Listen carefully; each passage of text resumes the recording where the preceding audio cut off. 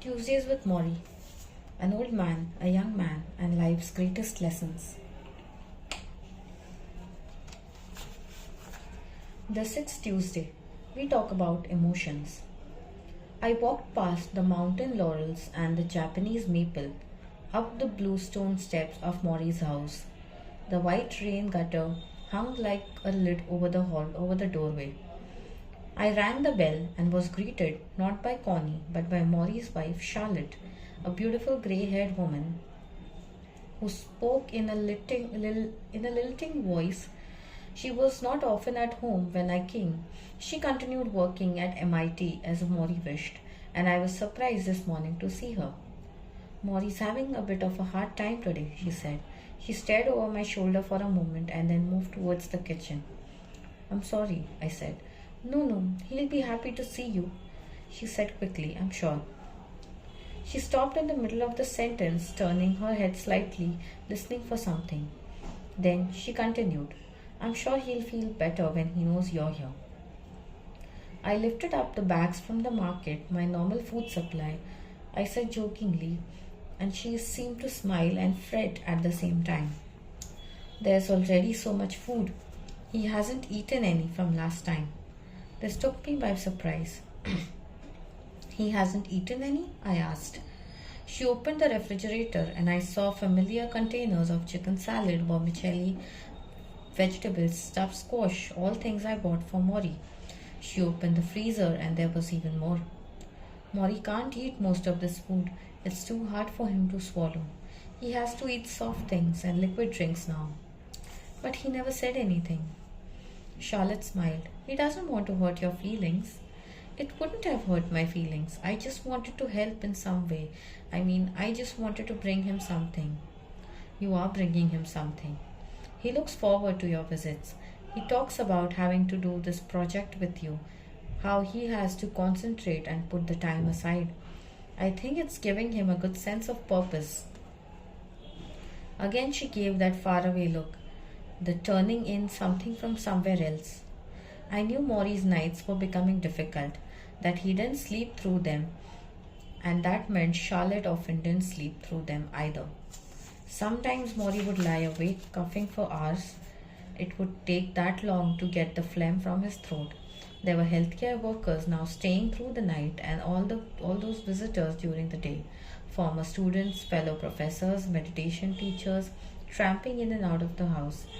On some days, Morrie had a half a dozen visitors, and they were often there when Charlotte returned from work.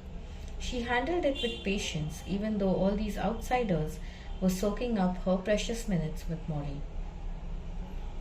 A sense of purpose, she continued. Yes, that's good, you know. I hope so, I said. I helped put the new food inside the refrigerator.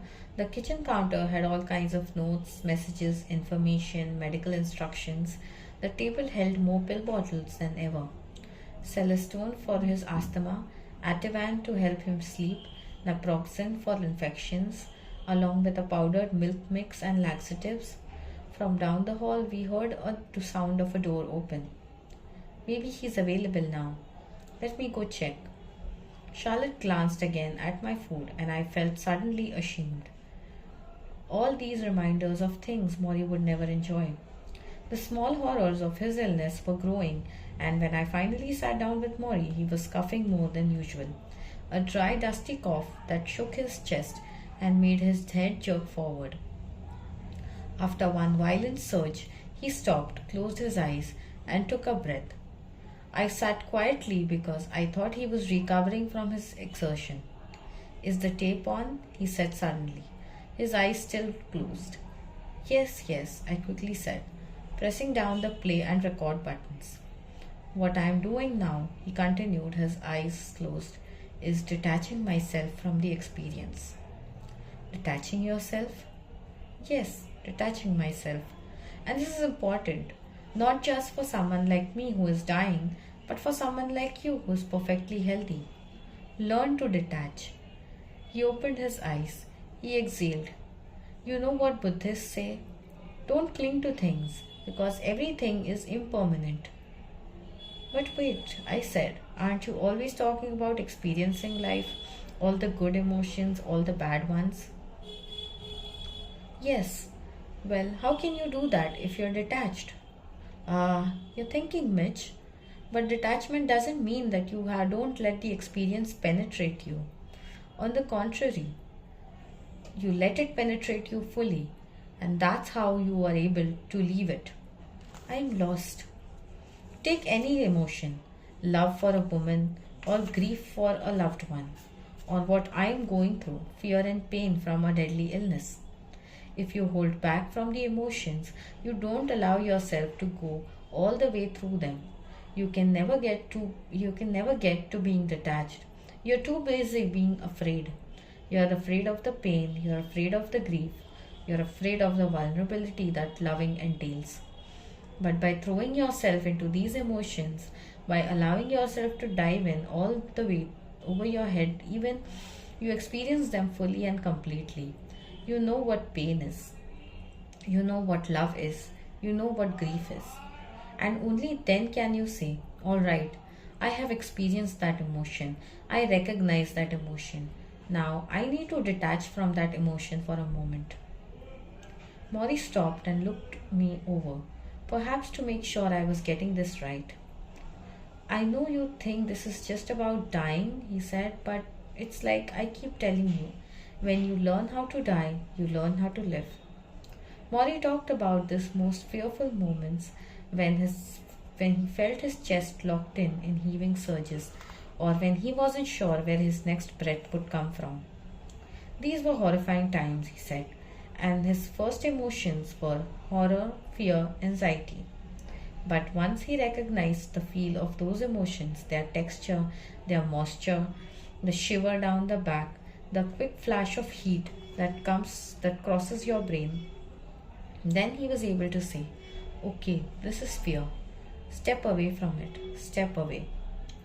I thought about how often this was needed in everyday life, how we feel lonely, sometimes to the point of tears, but we don't let those tears come because we are not supposed to cry, or how we feel a surge of love for a partner, but we don't say anything because we're frozen with the fear of what those words might do to the relationship. Morrie's approach was exactly the opposite. Turn on the faucet. Wash yourself with emotion. It won't hurt you. It will only help. If you let the fear inside, you will you pull if you pull on it like a familiar shirt, then you can say to yourself, all right, it's just fear. I don't have to let it control me. I see it for what it is. The same for loneliness. You let go, let the tears flow, feel it completely, but eventually be able to say, all right, that was my moment with loneliness. I am not afraid of feeling lonely, but now I'm going to put that loneliness aside and know that there are other emotions in the world and I'm going to experience them as well. Detach, Morrie said again. He closed his eyes, then coughed. Then he coughed again. Then he coughed again, more loudly.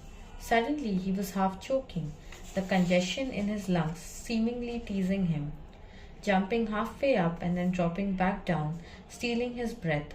He was gagging, then hacking violently, and he shook his hands in front of him. With his eyes closed, shaking his hands, he appeared almost possessed, and I felt my forehead break into a sweat. I instinctively pulled him forward and slapped the back of his shoulder, and he pushed to a tissue into his mouth and spit out a wad of phlegm. The coughing stopped. Morrie dropped back into the foam pillows and sucked in air. You're okay? You're right? I said, trying to hide my fear. I'm okay, Morrie whispered, raising a shaky finger. Just wait a minute. We sat there quietly until his breathing returned to normal. I felt the perspiration on my scalp. He asked me to close the window. The breeze was making him cold. I didn't mention that it was 80 degrees outside. Finally, a whisper, he said, I know how I want to die. I waited in silence. I want to die serenely, peacefully, not like what just happened. And this is where detachment comes in. If I die in the middle of a coughing spell like I just had, I need to be able to detach from the horror. I need to say, this is my moment. I don't want to leave the world in a state of fright. I want to know